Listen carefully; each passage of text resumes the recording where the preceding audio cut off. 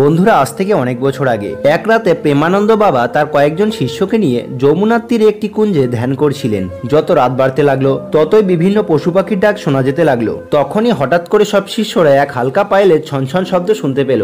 এটা শোনার সঙ্গে সঙ্গে সবাই চোখ খুলে চারিদিকে তাকাতে লাগলো, কিন্তু সেই নির্জন রাতে কেউ কাউকে দেখতে পেল না। এইসব দেখে প্রেমানন্দ বাবা মুচকি হেসে চোখ খুললেন এবং মাটির দিকে ইশারা করে বললেন, ভালো করে দেখো এখানে। শিষ্যরা তখন নিচু হয়ে দেখলো, তখন ঘাসের ওপর একটা ছোট্ট চকচকে রূপোর পায়েল রাখা ছিল। তখনই এক শিষ্য সেই পায়েলটিকে তুলতে এগিয়ে গেল, কিন্তু পায়েলটি হঠাৎ করে এক বড় পাথরের মতো ভারী হয়ে গেল। তখন সবাই অবাক হয়ে প্রেমানন্দ বাবাকে জিজ্ঞাসা করলো, গুরুদেব, এটা কেমন চমৎকার, এতটুকু পায়েল এত ভারী হয়ে গেল কেন?